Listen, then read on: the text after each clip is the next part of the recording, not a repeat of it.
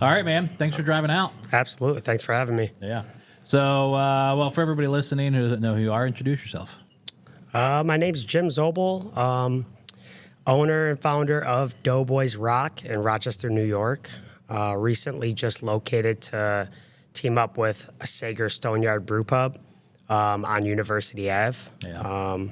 Started the pizza business during the pandemic in 2020. It's crazy. And yeah, we're been here for the ride the whole time. So thank you to everybody who's been following and, supporting. And, we just, at the end of the day, just want to make really good pizza, sourdough pizza, and, have a good vibe. So That's awesome. Appreciate it. Yeah. So where were you? Were you at Resurgence before you just moved? We were at the Richmond. The Richmond. We're That's right. owned by Mortalis. Okay, that's right. So, Mortalis. Yeah. yep. Yeah.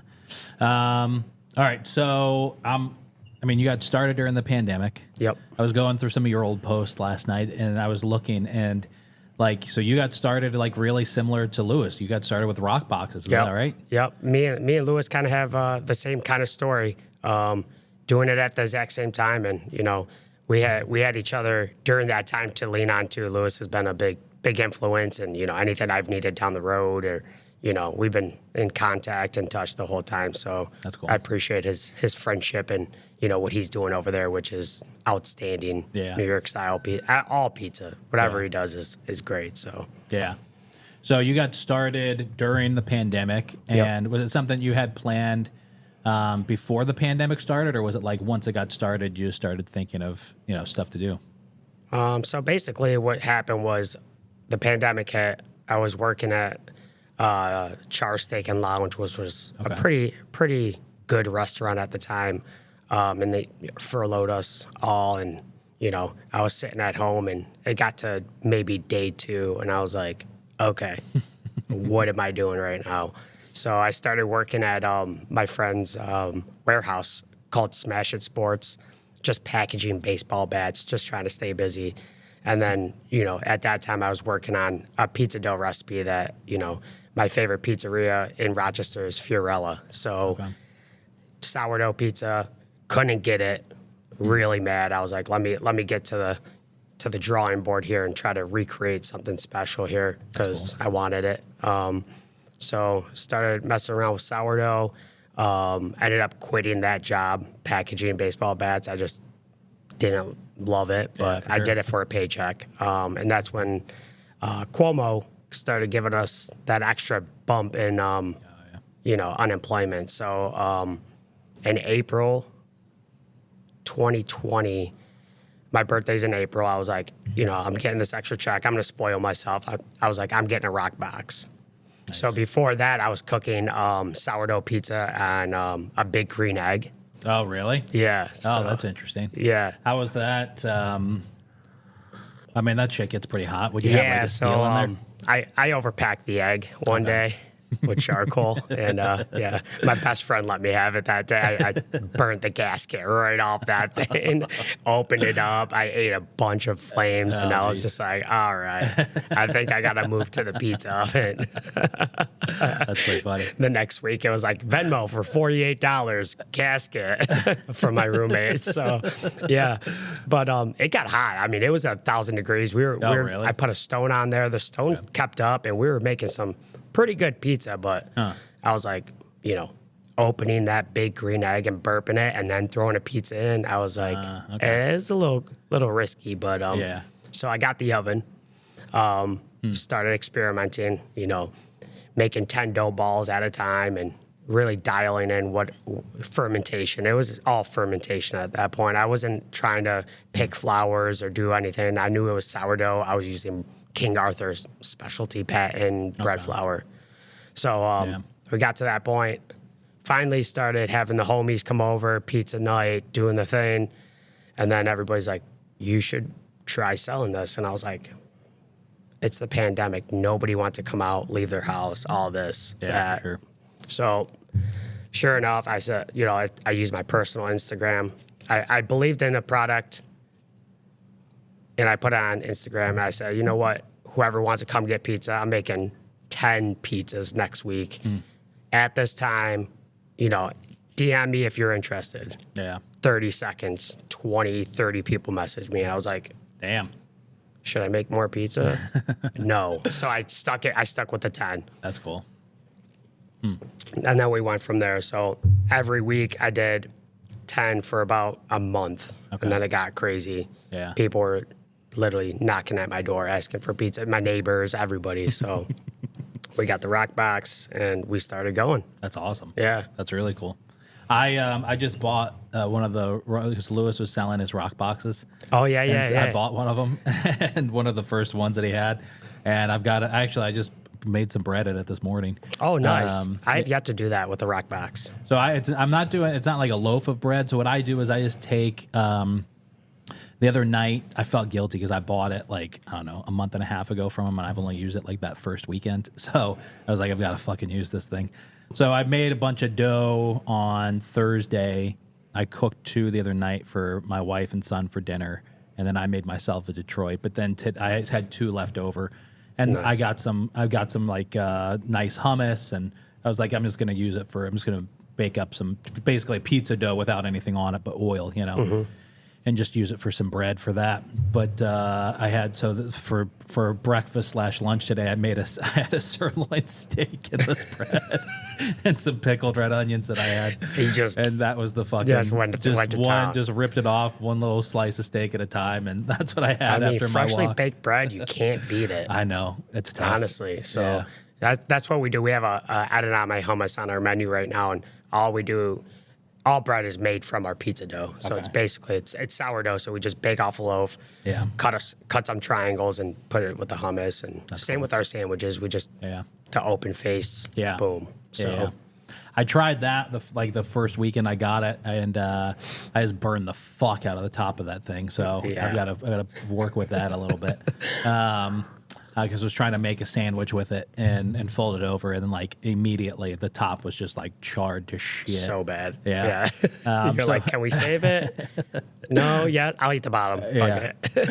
So try to get used to it. It's definitely been a learning curve for sure. Yeah, those things are wild. The amount of I've never seen anything engineered and designed to replicate a real life pizza oven like so perfectly. Like the way that they have that front lip where the back flame hits the front lip and pushes the heat all the way back. Yeah. But then the actual gap underneath the stone helps rotate that heat to keep it hot. Yeah. Incredible. So it is really shout out to interesting. Gosney for that. Yeah. I still want to get the dome. But that's going to take a lot more convincing my wife. I'm before sure. I can get that thing. It's a little heavier price tag there. Even this one, even just buying the used one off Lewis, it was like I sort of had to ask for forgiveness instead of permission. Right. I heard it's always better to ask for forgiveness than to ask for permission before. So yeah, my wife has had to endure me like asking permission, but then still just doing it no matter what her response is. Yeah.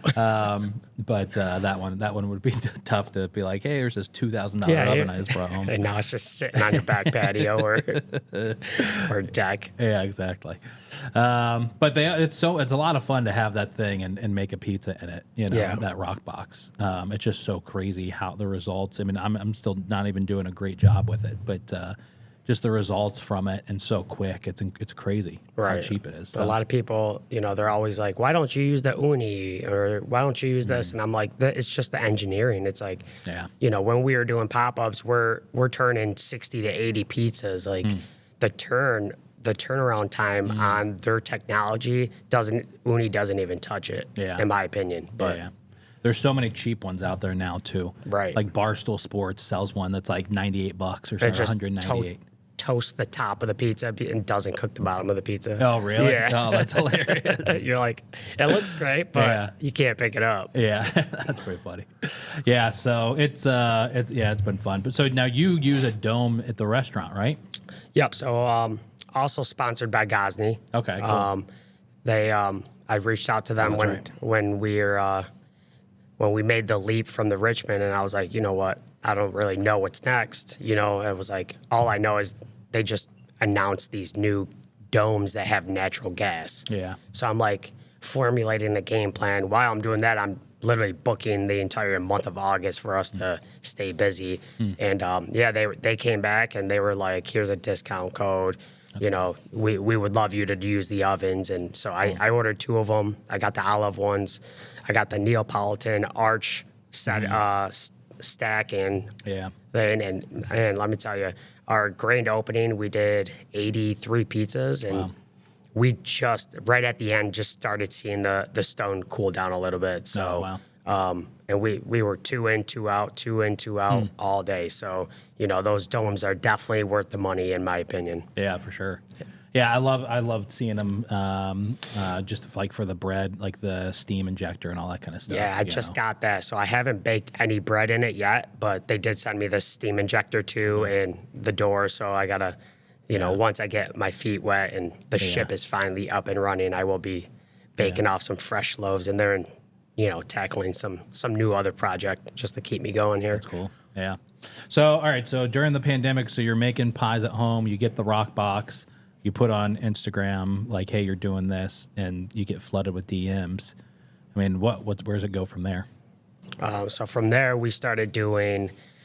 Like, were you doing that weekly? Yeah, so we were doing, every Thursday we were doing, we got to the point we were doing 60 pizzas at my house, in my garage. Wow. In Chi-Li, New York. We were doing 60 pizzas, a pop-up. We had 2 ovens. We bought another oven. It was me and my old business partner, Anto, and we were using my mom's KitchenAid to make dough. Nice. So each hit out of that KitchenAid was 10 balls. Wow. So we meased out every single, you know, hit. Yeah. And it took us 3 hours to make 60 dough balls out of that thing. That thing's still working till this day right now, which is Cuisinart. Good job, man. Yeah. That's wild. So we sold out. We did that, and then like Lewis's story, we the breweries and the wineries were shutting down because they needed food. Yeah. And that's when people were reaching out, being like, "Hey, you want to come to our parking lot and make pizza?" And I was like, I don't even know what to do right now. I don't have a setup. When it's the same setup we're just using, you know, at the house. So, you know, we bought a 10 by 10 pop-up tent, and then we started running with the pop-ups. So then we were booked 3-4 times a week. Plus we started still doing, we still started doing the Chi-Li pop-ups. Okay. So we were doing about 200 to 300 pizzas a week. Wow. And man, a lot of it was just all hustle. You know what I mean? It was just nonstop, and that KitchenAid was still working. So, you know, we got to a point where we started leveraging ourselves with local chefs that, you know, I've worked with in the past, and I was like, can we get in your kitchen and please let me use your mixer? We need to make 200 dough balls, and this isn't going to work out. 20 batches in the KitchenAid isn't going to work. So, yeah, we teamed up with one of my chef friends, and he's like, you can use our mixer whenever you want. And then we started booking more events. And it got to the point where we were just like so overbooked, and it was just 2 of us. We had to like revamp the entire business and slow down. So we sold out 54 weeks in a row, every pop-up. Jesus. Yeah. That's crazy. And it was wild. And then, you know, we had so many business opportunities, and for some reason, I couldn't just land in a spot because I liked what we were doing so much. But on the other hand, like, people were getting sick of chasing us around Rochester or wherever we were going just to catch our pizza. So my first business opportunity was at the Richmond way back in 2022 with some new business owners. And that's where we landed. And I illegally put those 2 rock boxes in the kitchen and ran the cords all the way in the basement and used propane. So the health department hated me, man. They were after my ass all the time. But, you know, it's not like I was hurting anybody. It was just the safety factor. We still did it. But, you know, it's a business. You live and learn, and you move forward, and, you know, so. Yeah, for sure. Yep. What's the, I'm going to go off, and I'm just going to be curious. What's the health department like in Rochester? I can take this out if you want, but I'm just curious because, like, in Syracuse, for the most part, like you know who the health inspectors are, Right. After you see them once or twice. But there's sometimes festivals. They're all incredibly nice. There aren't really any, maybe one sort of like an asshole, but for the most There's part, always that one guy. yeah, You know? right, yeah, Yeah. Is that what it is? Is that what it's like out in Rochester? Well, that one guy finally retired, but he was the one guy that came after us when we were rocking and rolling. Okay. And they mean well. They have a job to do. You know what I mean? Their job is to protect everybody, all our consumers. Everybody. So luckily I've been in this business for so long that I knew everybody in the health department. So it was like, Jim, what are you doing? Yeah. You need a temporary health permit. You need a hand washing sink. And I'm like, it's a 900-degree oven. Nobody's getting sick off this. Right. But it's not that. It's the principle. For so, sure. we ended up making sure everything moving forward was good. And, they just want things done the right way. They don't want to be a pain in the ass. For sure. They just want things. They don't even care about the money. They care about people's health, and they care about making sure that you're set up for success so you can operate your business and, Yeah. but they're for good. Sure. I mean, it's not like they're trying to get you shut down. Right. Yeah, Unless you're that one guy. Yeah, for who's sure. like, I got something to do today. Let's go shut these guys down. There was that one guy in Syracuse a few years back, and that they were going after for like 2 months. And I'm curious if it's the same guy and they just sent him to Rochester. Well, this is the restaurant that they were going. That was the guy that they were trying to go after. But it was a buddy of mine, and actually, I don't know if Kyle's listening. Kyle, it was you, and It was you, Kyle. And we were doing a pop up at this like farm bar that I was at the time, and we had him coming to do a pop up. He had to cancel at like the last second for some reason. I forget why. And so we got another food truck, but it was like a Saturday night, and like in Syracuse, health inspectors. You don't think they're working? Right. No, they're working. So typically they're not around here unless it's like a big festival. You're not seeing a health inspector. You're not seeing a city employee on the weekends. Damn. And then, but this one, they showed up because they were trying to get Kyle. They were after this man. They're like, they were trying to take him down the notch. And so the health inspector shows up. She's like, "Yes, Danny Steaks here." I was like, "No, he had to cancel at the last second." And she was like, "Oh, okay." And I was like, "It's a Saturday at 6:30. What the hell are you doing? Don't you guys want a day off too?" All right. It was pretty funny. But other than that, no, they're all great. Yeah, they're good. Yeah. Like I said, they got a job to do, and we all got to respect it. So, try to make their job easier so they can get on with it. Yeah. I will say, I wish in upstate we adopted the letter grades and windows in Me the too. restaurants. I love that. Yeah. I go to the city 3-4 times a year, man, and man, it's just nice to see it. Exactly. You know what I mean? Yeah. I was like binging for some reason because I almost never watch them unless they pop up, but Portnoy's pizza reviews on YouTube, and I was like working, and I went through like an hour and a half of them, just one after the other. And there was one of the pizza shops he was at and had a C in the window in the back, and I was like, "What the fuck are you doing eating there?" Him out of everybody too, but that just shows you his rawness. He's like, I'm getting a piece of pizza. Yeah. What's your take on Portnoy? Because I know that I think the majority like pizza shop owners that I've run into, have all like love his content. Yeah. Would like kill to have him out there. For sure. Yeah. What's your take? So I agree. I think, I wish he was a little more open-minded with Neapolitan pizza. For sure. I will say that. I'm a little biased, obviously.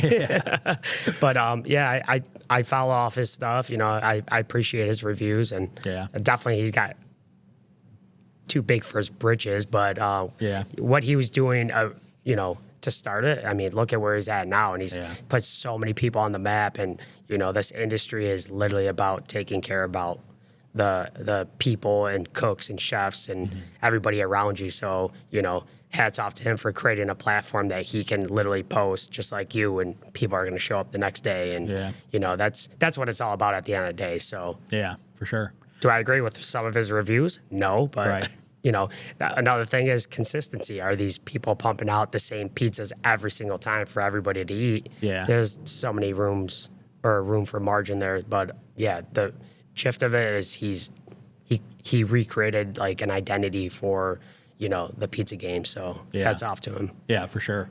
Yeah, I agree. I wish it's exactly what pizza he's gonna love, And it is kind of funny to see if people know, like if restaurants know that it's him coming in or not, you know, that they make it specifically for him. Right. Nick, I don't know if you've heard of Toss and Fire Pizza here in Syracuse, but big pizza shop, wood-fired, you know, ovens in all their locations.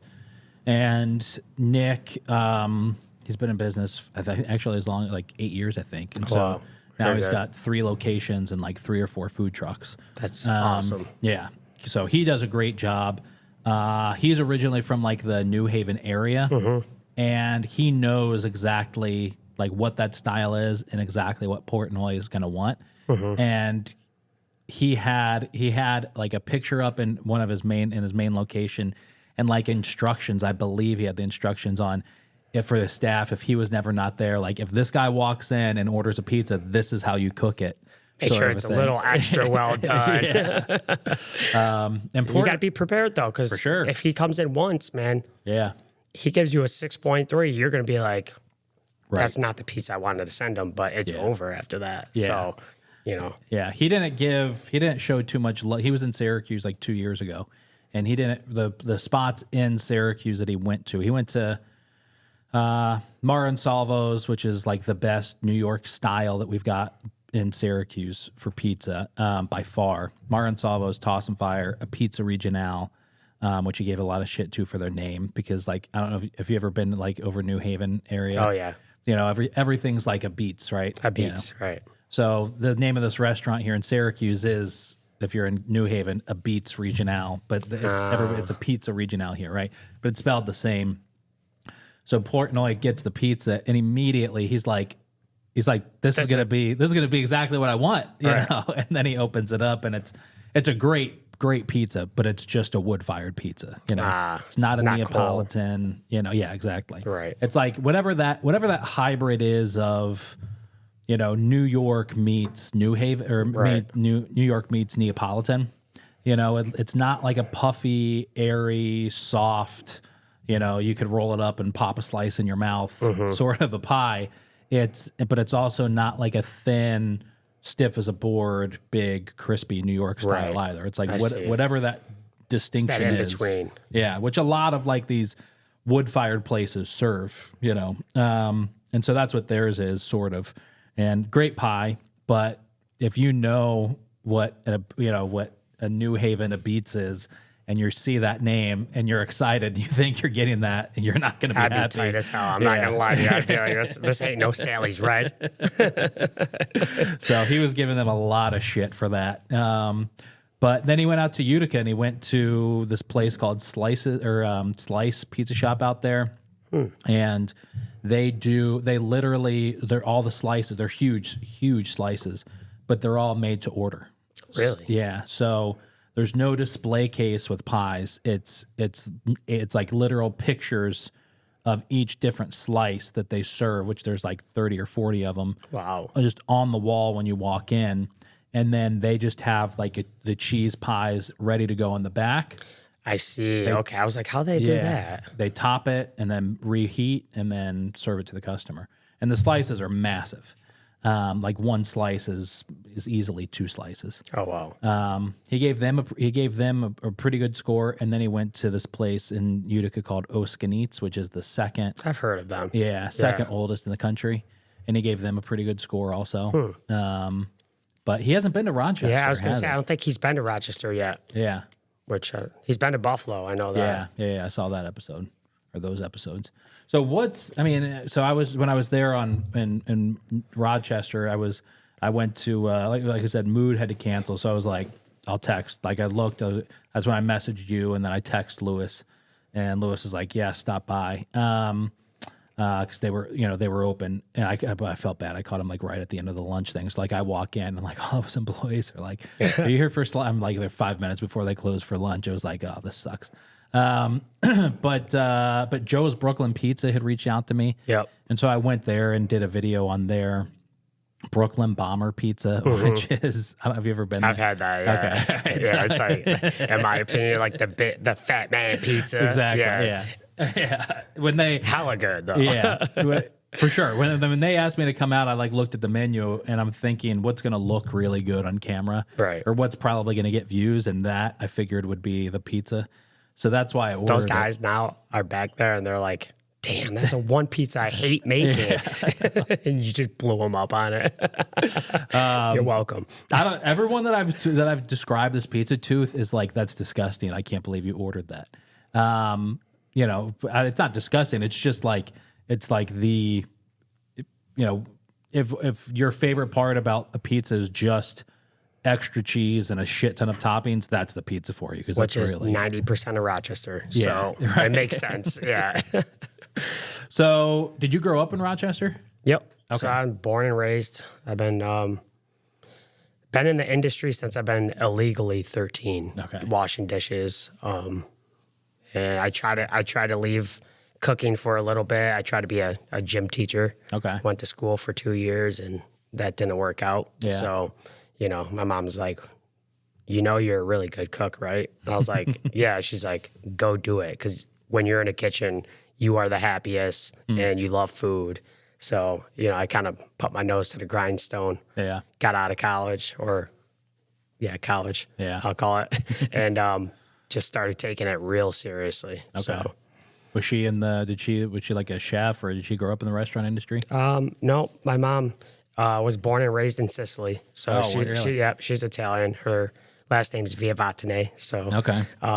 growing up, I was, all my cousins were out back playing soccer, and most of the time I was under the dinner table with Nona and my mom grating cheese or pasta or anything that had to do with food. They knew, That's wild. Yeah, so I've had a very, very, very great childhood of being influenced by just authentic Italian food. That's cool. Huh. So how old was she when she came over to America? I think she was 7. Okay, gotcha. So wild. she moved to France for a couple years, and then they came over, I think, when she was like 8 or 9. So Wow. That's crazy. yeah, Yeah. very lucky. Yeah, for sure. Yeah. All right. So grow up in Rochester. What were the pizzerias that you remember from like growing up? Like, was there a style? Because I've been trying to nail down like, is there a Rochester specific style of pizza, like Buffalo? It's kind of the same thing. It's like Western New York. Okay. Very doughy, very heavy toppings. Yeah. Growing up, we had Mark's Pizzeria at school, so I was always really? like 2 buffalo chicken every Wednesday. That's kind of like what pizza was to me. But more importantly, it was my Nona's Sicilian pizza. Just proofed in a pan, whatever was going out in the back of the fridge, olives or broccoli. That to me, that was like the real pizza. Like. Yeah. So that was always kind of like my brain was always like turning like, okay, I'm eating this Mark's or Pontillo's or this, but why is Nona's pizza so much better? You know what I mean? It was fermentation at the end of the day. She just left it on the counter and, got those huge air bubbles and, put old toppings on it. And that was it. Yeah. That's cool. That you guys had a Mark's Pizza in the school is awesome. Oh yeah, I was like, what is going on here? We got Mark's Pizza.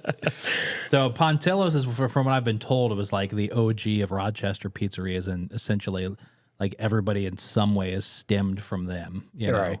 Like all the other like slice shops and whatnot out in Rochester. I've been fascinated by like just trying to figure out who's the first, who's the oldest, that kind of stuff, because like. Syracuse, we don't really have much. We have Syracuse style pizza, which is like Twin Trees.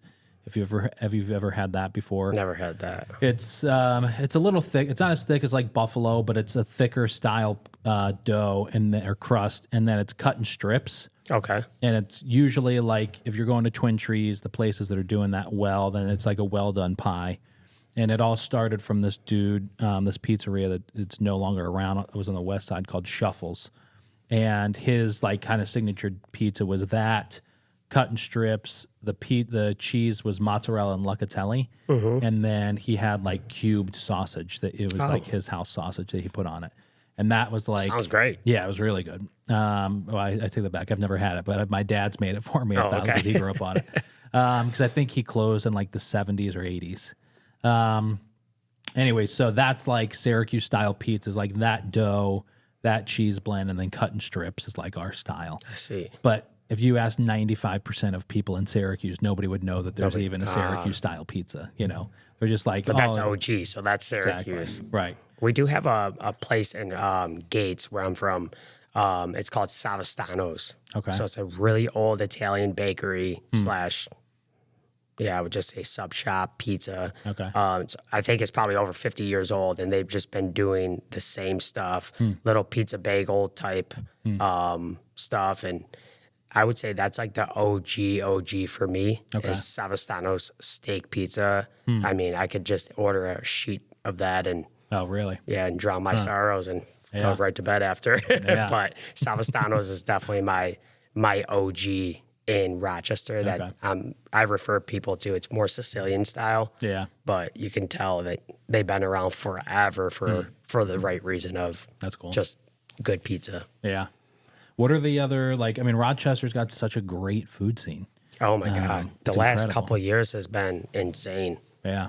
Really. Yeah. Especially like somebody like me who I've basically worked in almost every kitchen or know almost every chef in the city. I'm just like so happy with the last 5 years on what the city's been pushing, you know, because, you know, at the end of the day, if you asked me 10 years ago, I'd say Rochester's food scene's really good, but, you know, I wasn't traveling. I wasn't going to Buffalo or, you know, New York City or all these places to really have a gauge. Yeah. And now that I'm traveling more and seeing more of, you know, the U.S. and all that stuff, I'm proud of Rochester for developing and, you know, really pushing boundaries to the point where I'm like confident in being like, no, we have, you know, the best pizza at Peels on Wheels and Forno Tony, or we got, you know, the best tacos at Peach Blossom and, you know, really making strides. So. Yeah.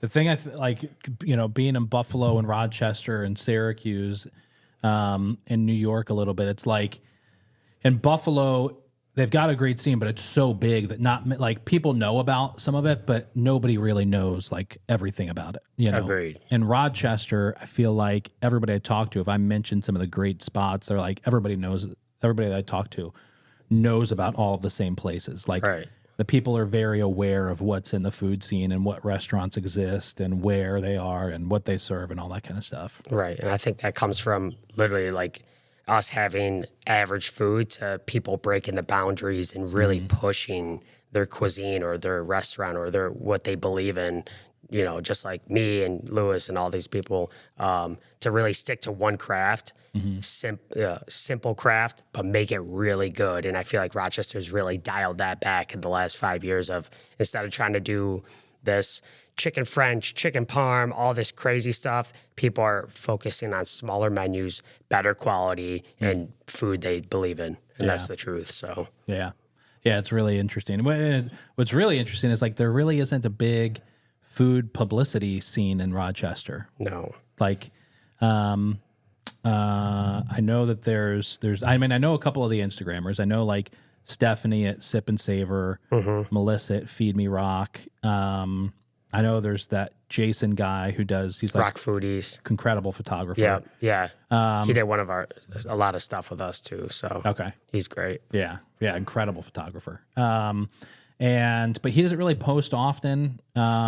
Stephanie and Melissa don't really post too much anymore. Yeah, I feel like that happened during the pandemic. I feel like, I don't know, I can't speak on nobody's situation, but we used to have like a big influencer group in Rochester, and, you know, they were doing events and all this stuff. And then, you know, obviously people get lives and, you know, I know Stephanie has kids and all that. But really, I feel like that's a market for Rochester right now, is somebody really grabbing the influencer side of the food scene, because we were super strong doing it, but it's so hard too. Like, you know, you're not getting paid to do it. Right. So it's like, how do they keep the flame going? You know, like free food's great, but like how much time and energy, I think that's what weighed into what's going on there. But, you know, I would love to see, you know, another person come through and just knock it out of the park and do what you're doing as like a platform for people to be successful. So I might try and do it. Honestly. Yes, you should. I might try and do just a separate thing that's just Rochester focused because I'm spending so much more time out there. My plan is, especially like as the snow starts flying, I don't want to go out to. I've been out to Buffalo like 4 times this last month. I don't want to go out to Buffalo that often when it's snowing. Dude, do it. Sucks. You let me know. We'll put you on no matter where you want to go. You know, any type of cuisines. Yeah. Rochester's thriving right now. It's the time to do it. Right. And you have a platform already, so. Yeah. I'd probably start a new one, though, that would just be for Rochester food. Because, absolutely. well, But you got your platform now. You can help, piggyback off of. So, I think it's a very smart idea. Right. Highly recommend. Yeah. Syracuse, just like Syracuse media doesn't have, they're not like, I mean, I love, like, we've got the Post Standard and Charlie Miller over there is phenomenal. And, he's one of the food writers. And Don's a great guy. He covers a lot of like new stuff and beverages. But for the most parts, nobody's doing reviews, which I don't really want to see, like an actual food critic. But it's kind of the same thing. But like in Rochester, at least here, there's like some sort of a team. In Rochester, I don't think there is a team for like the Democratic, whatever the hell it is, Chronicle. There's Tracy Schumacher, but I mean, I don't know. I just don't think that it gets the engagement that they're expecting. You know, it's also like, I feel like it's not really from the DNC side of things. It's not really pushed in that direction. It's kind of just like, oh, this new place opened up.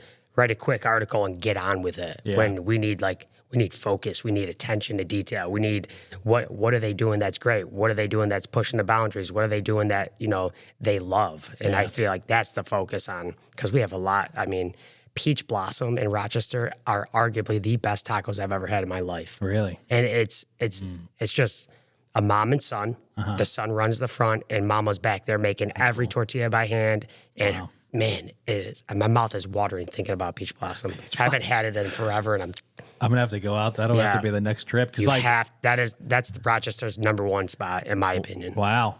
Okay. The rice and beans will. Hold on, I'm putting this on my fucking phone yeah. right now. Because and tell them I sent you, because those are the homies, and man, I've got my I've got my restaurants I need to visit.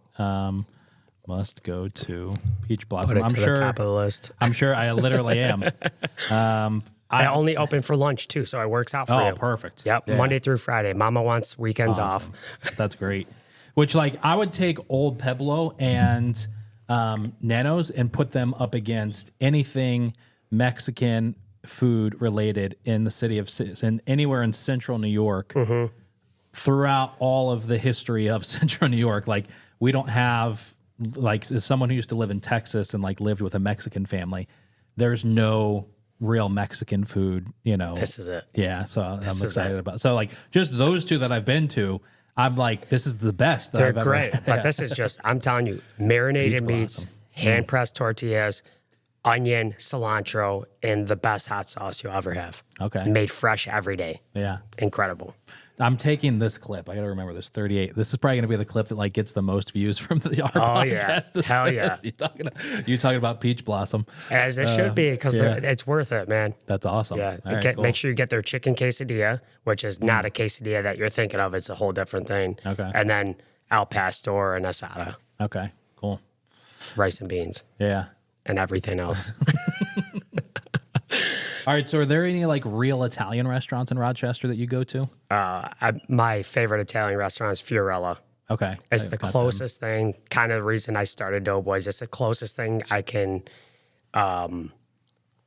get to with like getting that feeling of my Nonna cooking for me. That's cool. Yes, and it's done at a high level. Gino has been one of the best chefs in Rochester for the longest time. Yeah. And he just sticks to his roots, man. He makes really good Italian food. Yeah. So. That's cool. Highly recommend Fiorella. Yeah.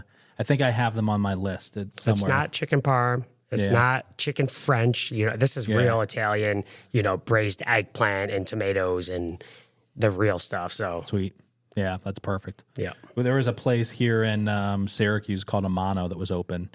I've heard of that. It was Alex and Lauren. So it's the dad who's like the OG of hospitality in Syracuse, Anthony Fiacchi, and the son Alex, his fiance Lauren, and then who are both CIA grads, and then their brother Noah, who's the Alex and Lauren moved away. The dad and the brother just renamed the restaurant and kept it open. They did pizza, right? They do. They still do pizza. So Noah's their pizza maker. Okay. They've got a wood-fired oven that's like in the dining room, and so like there's the wall that separates the kitchen and the dining room, and then the oven is just like in between the wall. But the cook side is in the dining room. Really cool. So he just has like this little bump out where he's got all of his stuff, his refrigerator and all that kind of stuff. And so he makes all the pizzas, and they do a couple other dishes in the oven. He does a shrimp scampi like in the oven, and it's incredible. But when it was a mono, Alex and Lauren, who I think the story was they were like living in Italy for like a few months or a year or something, and then got a call to come back and open up this restaurant with their dad, and they refused to have like chicken parm on the menu or any of those. This is what I'm talking about. Yes. American, Italian. They have more staples. to offer, right, than what the average person in Western New York wants. Yeah, exactly. So anyways, but now they're still doing great food, but they do have some of those Italian American dishes on there. But Noah's still in there, like making all of his own limoncellos that he serves on the menu.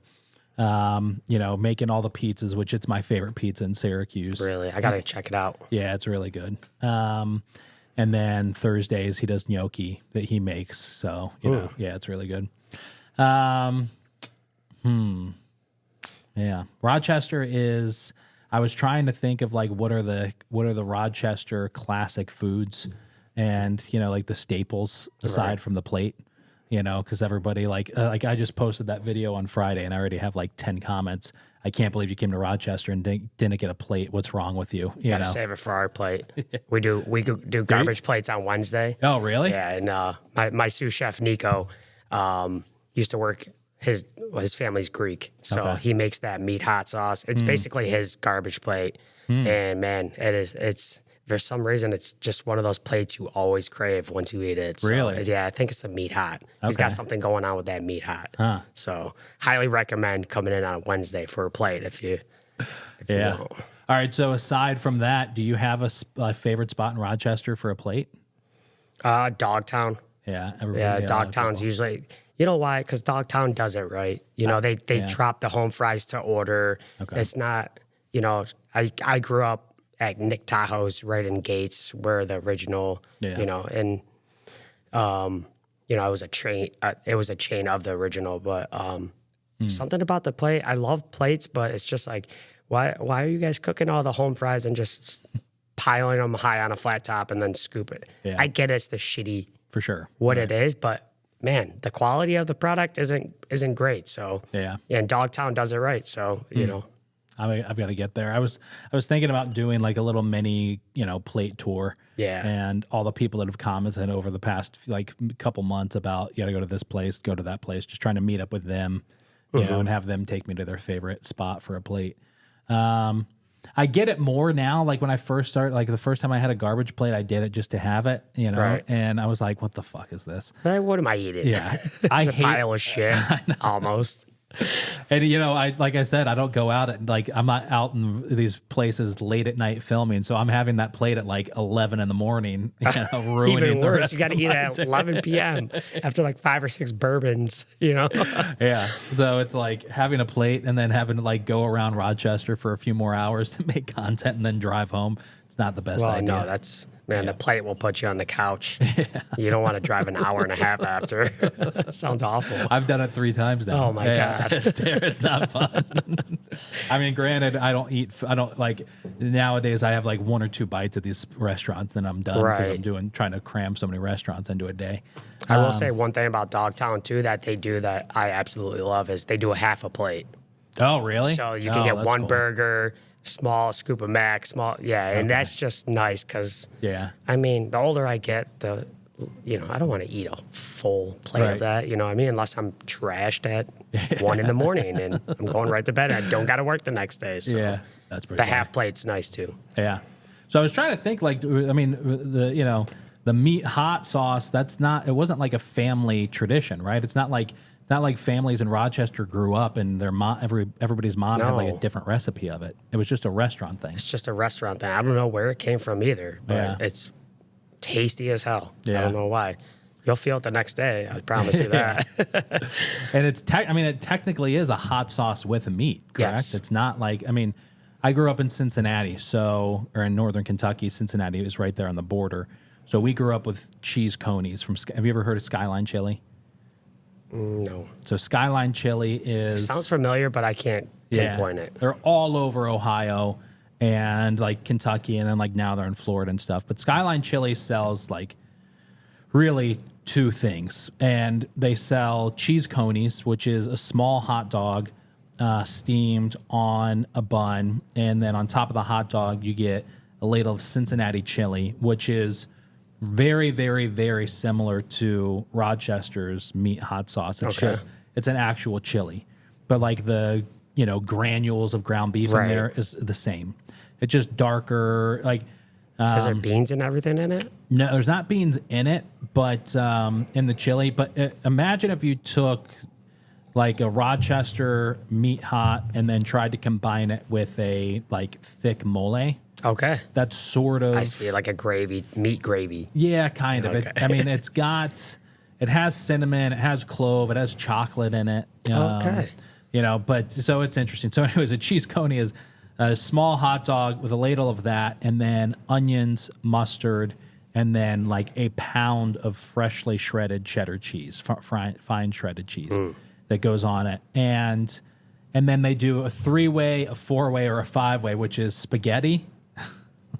What is going on here? It goes spaghetti with mustard, like yellow mustard, onions, diced white onions, like huge ladle of that Cincinnati spaghetti. chili over spaghetti. Like spaghetti. Yeah, Okay. like spaghetti. Okay. spaghetti. All right. And then a even bigger pile of, fine shredded cheddar cheese. And that's Skyline chili. If you do like the 4-way, it's with beans. I forget what the 5-way is. I'm going 5-way. Yeah, have to. yeah. I forget what the other thing is that they add on there, but yeah. So anyway, so that's Cincinnati chili, but it reminds me, Rochester meat sauce reminds me of that. Yes, a lot, that sounds familiar. yeah. So it's terrible though. Italians here 3-way, and they're like, "What the fuck are you talking about? You just put mustard on spaghetti." Yeah, I heard that. I'm like, I'm out. I'm out already. I made that for a girlfriend years and years and years ago, and who was Italian, and I went back home to Cincinnati, and this was before Wegmans sold the cans of Skyline chili in the grocery store, and I brought back cans of the chili, and I made 3-ways one night, and she was like, "What the fuck? I'm not eating that at all." Wow. When she saw me put mustard on the spaghetti, so yeah, that was over. I think I'm going to go with her on this one. But also just, the garbage plate doesn't help the situation here. Yeah, So that's funny. All right, so during the pandemic, you're making pies, you're getting busy, you're going to these bars, breweries, wineries, and stuff, and selling out. When's the first step where you're doing a residency somewhere or have like your own sort of like permanent location? so the first, we started going to Mortalis right at the end of our little tenure there during the pandemic, and they were doing these barrel-aged beer releases. 200-300 people were showing up. We were doing breakfast pizzas. Wow. Just making a killing. It was a great time. Big old party at 6 a.m. Yeah. So that's where I kind of got associated with Mortalis. And then during that time, the Richmond, it was two of the owners. One of the owners I worked with in the past, they teamed up to buy the place and turn it into like a real, they called it high-end cocktail lounge area. And they're like, would you want to come do, pizzas Thursday, Friday, Saturday? And I was like, me and my ex-business partner looked at each other. We're just like, how much longer can we really pack this truck up and work out of your house? And, so I was like, let's try this opportunity. You know what I mean? And it worked out pretty well. We did Thursday, Friday, Saturdays, and man, we packed the house. People were there for pizza. That's cool. And then the two owners ended up breaking up, and the one owner that owned the building, he was like, Jim, people are here for your pizza. And I literally had to sit back and think about it. I was like, the food sales were crazy, all this. And he's like, I'd like to continue this partnership if you're interested. So I was like, all right, didn't want to be involved in that, but, the people, our regular customers had, an identity, a place to go every day, and they were loving it. We do weekly pizza specials. We push the boundary. We're doing literally like the size of this table. Yeah. It was like our kitchen, a little more back. So it was 2 dudes in there doing sandwiches and pizza. And, I told the owner, I was like, all right, let's do it. So we ran it. It got to a point, the winter came, and the owner didn't want it. He's like, I think I'm going to sell the place. I don't want to do it anymore. And I was like, well, what's that mean for me? Yeah. He's like, I don't know. I'm going to try to find a buyer. So I, good friends with Mortalis, brought them in, let them hash it out with the owner. They ended up buying it, so we shut down again. We partnered up, remodeled the whole place, and then they built a full kitchen in there. Oh, wow. And then we went off into 5 days a week with them. Gotcha. So, and then I recently just left there, and then we just teamed up with Sager Stoneyard Brew Pub on University Ave. Okay. So yeah, that's cool. I think it's probably, in your mind, or do you have like a hope one day to like have your own standalone place, or are you hoping to just like kind of continue these joint ventures with breweries and stuff? In my head, I think that's. In my head, like operationally, I'm like, that's the smarter way to do it. Why the hell would you go risk $1 million to build out your own place? Long term, everybody's always like, just go open your own place, But man, the amount of money and everything involved in that, and maybe one day I am gonna go open my own place when the time is right. But right now, I feel like just a joint venture of we do really simple food done really well, and that's what we focus on. We break that boundary down, and I got a operational. I need more hands, more help, and I don't know if you guys know this right now, but how hard it is to find help in our industry. It's not easy. Yeah. So I think just taking it baby steps right now, and I like to really hone in on the craft. I 3 steps forward and just keep pushing. But consistency and quality of product, that's something that if I even see a dip in something, I'm not sleeping at night. And, I think these little pillars and baby steps are going to help me lead to my own place one day. Yeah. But I want to do it the right way. And I don't, I feel like you only got one shot at that. Yeah. And I don't, am I ready? Sure. Do I want to do it yet? No. And, also just, I got to see where this industry is going in the next 5 years, because the last 2 years, I'm not going to lie to you, it scares the shit out of me. Yeah, for sure. I can't tell you. I'm so thankful I have a great sous chef. Yeah. If I didn't have that kid, I wouldn't be where I'm at right now. So it's like finding those people to be around you all the time and be your left, right, everything helps me focus on what I'm doing. Yeah. But finding another one of those, I know I got it made right now. So, and I'm thankful for it. But how many of these chefs are just hanging it up? Yeah, for sure. Going to be Amazon drivers. Like, the industry is very tough right now. And, I hope one day in 2-3 years I can open my own place. But for now, everybody at Stoneyard or Sager Stoneyard have been so awesome. They're very professional. They got everything mapped out, and they've been there every second of the way for us. And, I couldn't be more happy with creating this new partnership of professionalism. It's awesome. That's cool. Yeah. That's really cool. Yeah, it's I do not envy anybody who's in the industry. I've always looked at people like yourself and like Lewis and I forget the guy's name from Nino's, like really the whole family over there. Yeah. But any of these places, I've always looked at people like you as like artists. And thank you. And that's a nice compliment. And it's just like, but that requires an extreme level of sacrifice and kind of lunacy, because you really got to be fucking focused and really have not just have your shit together, but be focused and passionate about doing the same thing over and over and over and over and over again. And it's not an easy life at all. No. And it's grind. Yeah. It's all grind. The last 2 months of actually making this decision to, leave the Richmond. Yeah.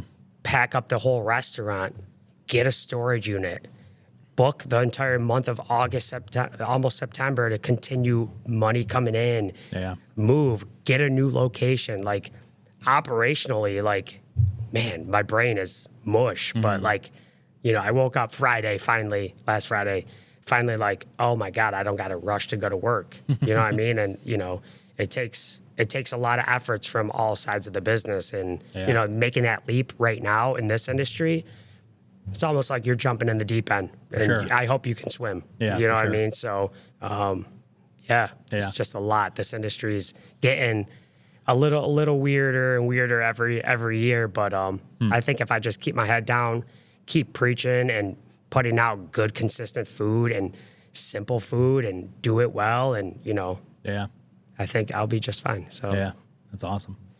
Well, tell everybody where they can find you and when you're open. So you can find us at Saker Stoneyard on University Ave. We're open Wednesday through Saturday. Wednesdays are 4 to 10 p.m. Saturday, we open up at 12 to 10 p.m. They got live music every weekend. They do a lot of fun, cool things over there. Some good, really good, crispy beers brewed in-house. And we're going to keep pushing the boundaries with the food menu. And now we're settled in. You should be seeing our weekly specials. And, you know, let me know if you guys want to see anything. And we'll tackle it. So sweet. Awesome. All right, man. Thank you so much. Absolutely. Thank you for having me. I appreciate it.